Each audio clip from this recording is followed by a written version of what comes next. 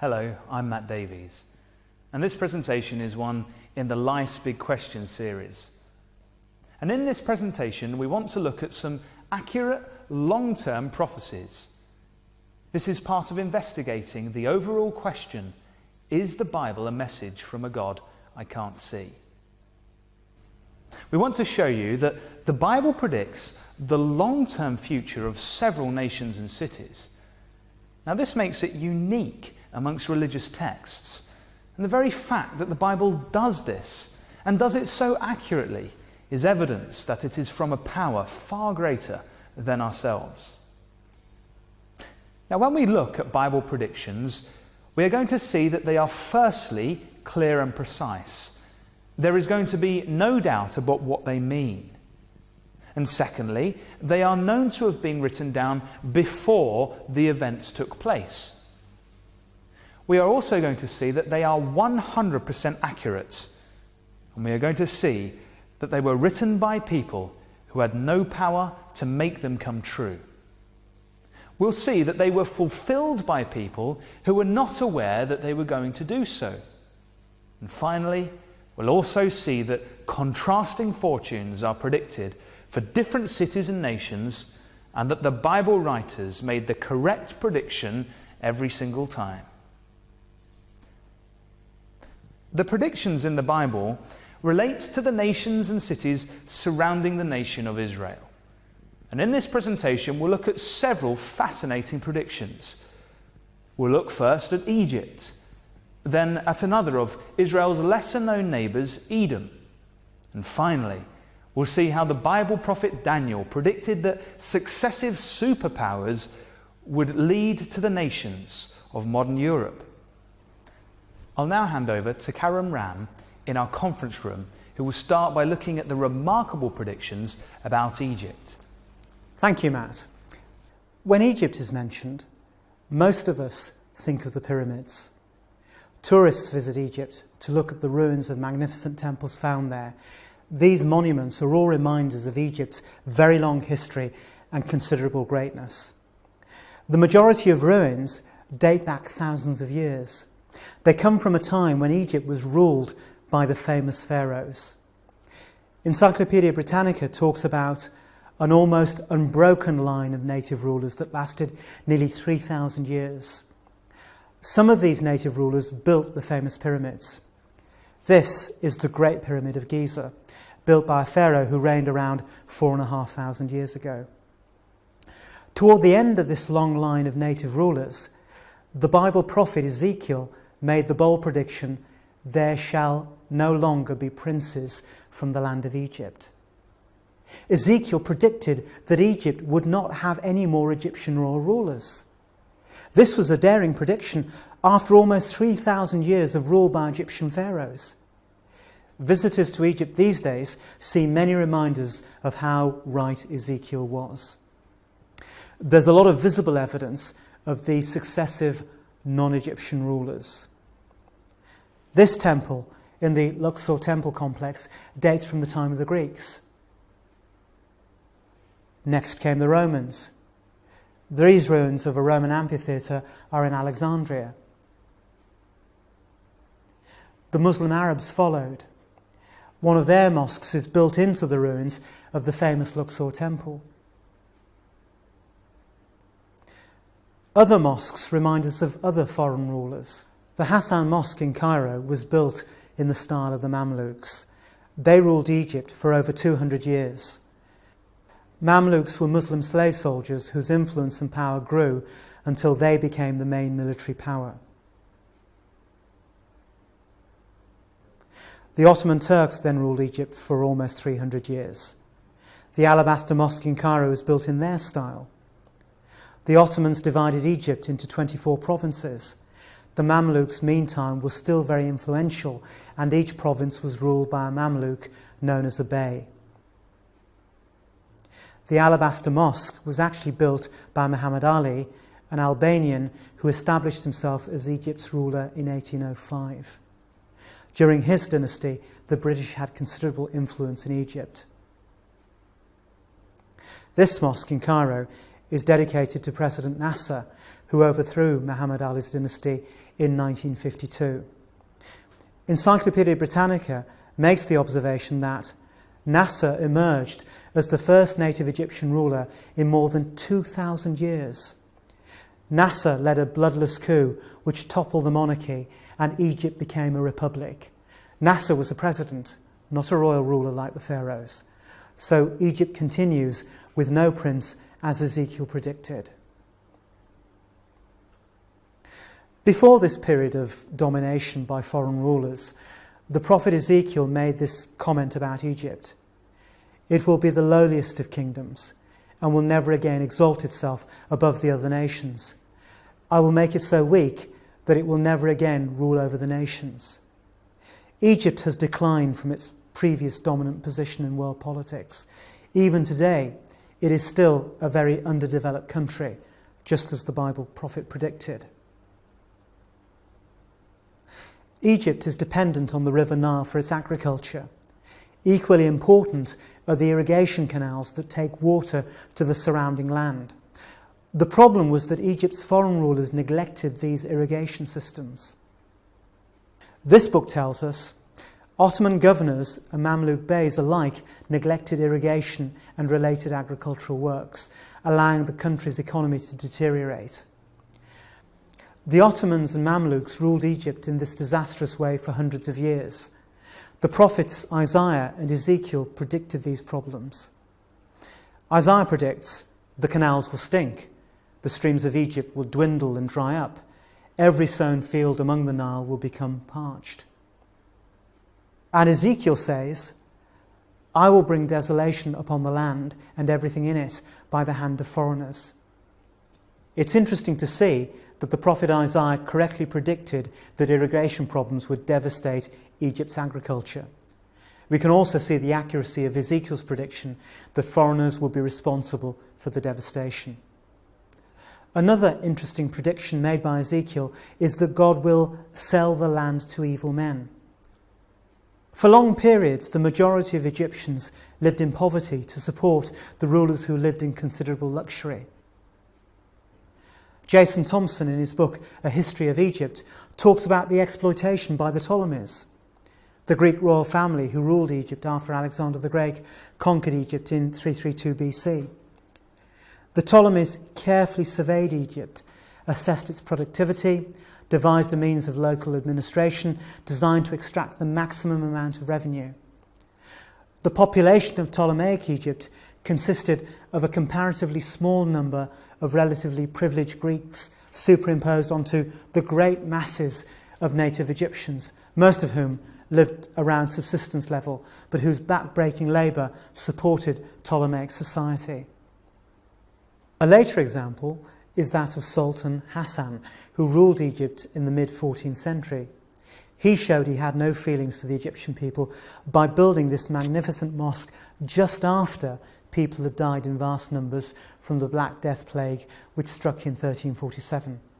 He financed the building from death duties and by confiscating the estates of people who died without heirs. He spared no expense, making the mosque as grandiose as he could. This is just one more case of the rulers treating the Egyptians badly. Even though Egypt is now ruled by Egyptians, the same problem still persists.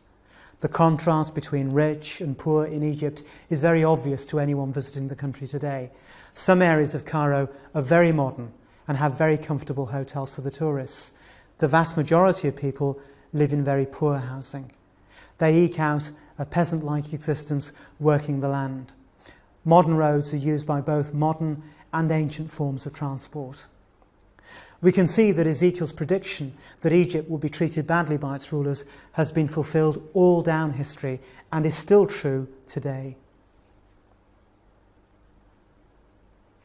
There's another remarkable prophecy about the Egyptians made by the prophet Ezekiel.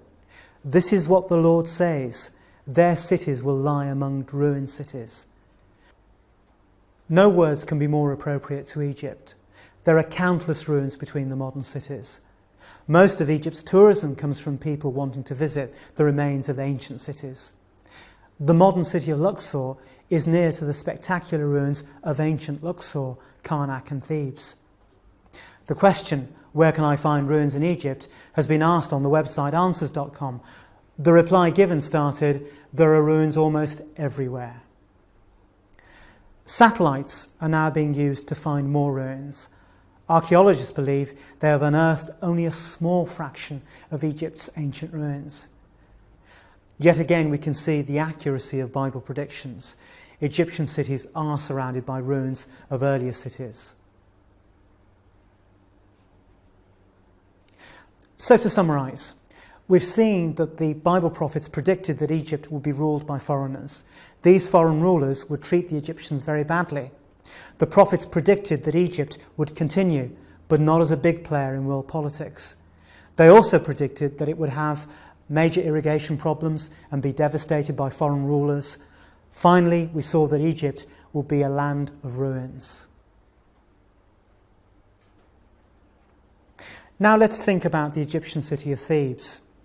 The site of this ancient Egyptian city is about 800 kilometres south of the Mediterranean, on the eastern bank of the River Nile. At one time, it was the capital city of Egypt. The area has been called the world's greatest open-air museum. Thousands of international tourists come each year to visit its temple ruins. Here are the magnificent ruins of the temple at Karnak, part of the ancient city of Thebes. We can see the past grandeur of the city and its temple from the ruins that we can see today. The size of the people shows the vast scale of the temple. While this enormous temple was still in use, God told the prophet Ezekiel, I will inflict punishment on Thebes and cut off the hordes of Thebes. Thebes will be taken by storm. This prediction about Thebes was finally fulfilled in the 1st century BC. It was besieged by the Greeks. For 3 years it held out against the besiegers. But when it did eventually fall, the Greeks levelled most of Thebes to the ground. The city was taken by storm, just as Ezekiel predicted. The city eventually continued as several hamlets. Here is one of them, now known as Luxor. Compared to the time when it was the capital city of Egypt, the population has drastically reduced. The hordes of people living there were indeed destroyed, as Ezekiel predicted. So we have seen that Ezekiel correctly predicted that Thebes would suffer an attack from a large force. He also predicted that its large population would be dramatically reduced. We'll now look at the ancient city of Memphis. Like Thebes, Memphis is on the River Nile, but it's considerably closer to the Mediterranean Sea. Memphis remained an important city until the Muslims conquered Egypt. It was then largely abandoned and became a source of stone for the surrounding settlements. There are 2 interesting Bible predictions about Memphis. Memphis will be laid waste and lie in ruins without inhabitant. Here we see how literally this has been fulfilled. The site of Memphis is now marked by an open-air museum. The second prediction is even more detailed. This is what the Sovereign Lord says, I will destroy the idols and put an end to the images in Memphis. This detailed prediction was absolutely right about the destruction of the city, including its temples. As we've seen, there are grand temple ruins in many other places in Egypt, but not in Memphis. Egypt isn't the only nation that the Bible prophets mention.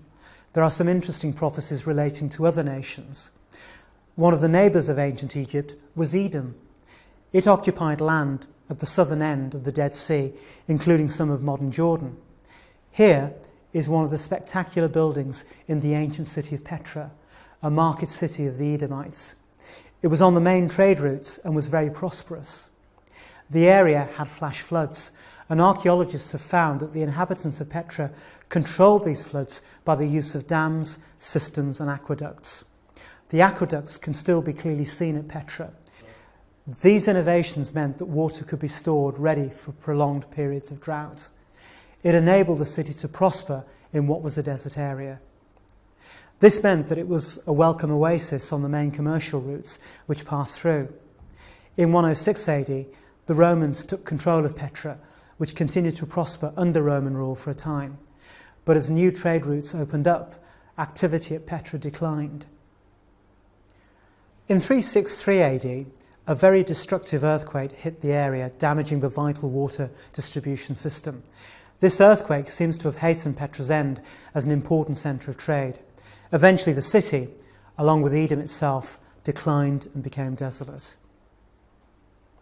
This is just as Ezekiel predicted. I will make Mount Seir a desolate waste and cut off from it all who come and go. The prophet Ezekiel refers to Edom as Mount Seir because that's the area where the Edomites lived. When Petra ceased to be an oasis and the trade routes changed, it was very true that those who come and go were cut off. So we've seen that the Bible correctly predicted that the land of the Edomites would become desolate and the decline would be caused by the disappearance of passing traders. That ends our brief look at just a few of the many detailed predictions about Middle East nations. I will now hand you back to Matt, who will look at fascinating predictions about the superpowers that led to the nations of modern Europe. Thank you, Karen. Most of us are aware of the idea of superpowers. They are countries that exert a significant influence over other nations in the world, like America does today. Now, Babylon was such a superpower in its day. The ruins of its capital city are in modern Iraq, and the grandeur of ancient Babylon can be seen from this replica of the Ishtar Gate, which is at the entrance of the ruins of the ancient city of Babylon. Now, the Jewish prophet Daniel lived under the influence of superpower Babylon. He recorded a dream which the king of Babylon had. It gave an overview of how Babylon would be one of the successive superpowers which led to the nations of modern Europe. Daniel told the king what the dream meant, and he outlined what would happen for the 2,500 years following the fall of the Babylonian superpower. Here we can see the extent of the Babylonian Empire. The prophet Daniel told the king of Babylon, "After you, another kingdom will rise. Next, a third kingdom will rule. Finally, there will be a fourth kingdom." Now, the first part of the prediction that Daniel made was, "After you, another kingdom will rise." The Babylonian Empire was conquered by the Medo-Persian Empire around 540 BC. These are the ruins of the city of Persepolis in Iran, which served as the capital of the Persian Empire for several generations, and ruins of a number of colossal buildings exist on the site. The next part of Daniel's prediction was, "Next, a third kingdom will rule." It was in 331 BC that the Medo-Persian Empire was replaced by the Greek Empire, and the famous Greek general Alexander the Great defeated the Persian army. The Parthenon, a temple in Athens, is one reminder of the Greek Empire. The Greeks have had a great influence on our world in many areas. For example, the idea of democracy has its roots in Greek political thought, and Athens was in fact the first city to have a voting system as part of its government. Daniel then went on to say, "Finally, there will be a fourth kingdom." It was around 150 BC that the Greek power began to be overcome by the Roman power. And in the next few years, the Roman power expanded and replaced the Greek Empire. The Roman Empire reached as far as England. Hadrian's Wall protected the northern extent of the Roman Empire. Daniel then told the king that the fourth kingdom will be a divided kingdom and will not remain united. We can see that Daniel was predicting that the fourth superpower would not be conquered by another, but would fall apart and become divided. Now, the Roman Empire split into East and West in AD 395, before being invaded by several tribes. And these invasions caused conflict and division which eventually resulted in the nations of modern Europe today. The flags of the nations of Europe are indeed a reminder of the accuracy of this remarkable prediction made by Daniel. And that ends our look at this fascinating prediction. Let's now reconsider some aspects of these Bible predictions. Firstly, we should check that the predictions were written down before the events took place. Now, historians agree that a Greek translation of the Old Testament, the Septuagint, was made for the great library in Alexandria in the 3rd century BC. It's therefore reasonable to assume that the original manuscripts of the Old Testament were in existence in the 3rd century BC. Now, most of the predictions that we've been looking at were fulfilled after this time, so they must have been fulfilled after they were written down. Secondly, we can see that the majority of the predictions were fulfilled many years, centuries even, after the Bible prophets died. So they themselves had no influence in making the predictions come true. Thirdly, it's unlikely that the people involved in fulfilling the predictions were aware of them. So the predictions were fulfilled by people who had no idea that they were actually doing so. Now, these three amazing aspects make the Bible predictions unique among religious texts. Let's now think about the implications of these remarkable prophecies. We began by looking at the nation of Egypt, and we saw that the Bible prophets predicted that Egypt would be ruled by foreigners who would treat the Egyptians as slaves. The prophets predicted that Egypt would continue, but not be a great big player in world politics. They also predicted that it would have major irrigation problems caused by foreign rulers. And finally, we saw that Egypt would be a land of ruins. Now, how did the prophets know that Egypt was about to have a long period of foreign rulers, despite having just had a long period of Egyptian rulers? How did the prophets know that some of those rulers would treat the country so badly with such disastrous results? Many countries have been conquered by harsh powers, but Egypt has had far more than its fair share, and for long periods. How did the prophets know that the country would have so many ruins? Again, many countries have ruins, but Egypt has far more than its fair share. We then looked at what the Bible prophets said about those two ancient cities of Thebes and Memphis. And we've seen that Thebes would have a violent siege and its large population would be drastically reduced. And by contrast, Memphis would be a total ruin without any population, and there would be no temple remains. Again, we could ask, how did the Bible prophets know which prediction to attach to which city? If the predictions had been reversed, they would have been totally wrong. We've also seen how the Bible predicted contrasting fortunes for Egypt and Edom. Egypt would continue as a weak power, but Edom would decline due to the disappearance of passing traders. Again, if these predictions had been reversed, they would have been totally wrong. In the second part of this presentation, we saw that the Old Testament prophet Daniel predicted that there would be 4 consecutive superpowers, starting with Babylon. These successive superpowers would each overthrow the previous one. And he predicted that the 4th superpower, which was in fact Rome, was not to be conquered by another. Its empire would fragment and become many nations. Now, we've seen that this resulted in the many nations of modern Europe. Now, we could ask, how did Daniel know that there would be 4 consecutive superpowers? Why not 3 or 5 or 7? And how did he know that the fourth would not be followed by a fifth? Furthermore, how did he know that the fourth superpower would fragment?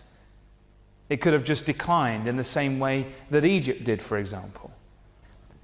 Now, in each case, we see the Bible prophets choosing the correct prediction for each situation. Now, politicians would like to know what is going to happen in the world next week, but the Bible prophets made accurate predictions about events hundreds of years ahead of their time. One or two correct predictions could be lucky guesses, but the Bible appears to be getting it right every time. We have only looked as well at one or two predictions in the Bible, and there are many, many more, all equally accurate. And this would seem to imply that there is more than chance and lucky guesses involved. Now, we hope you are beginning to think that there is something special about this book, the Bible. You can find out more information about why the Bible is so special on the Life's Big Questions website, www.life's-big-questions.org. And you can also send for other Life's Big Questions DVD presentations. We'll give you the address at the end. We hope you'll want to look at the evidence in more detail. We also hope you will want to find out more about the message of the Bible and its relevance to you and your future. Thank you for listening.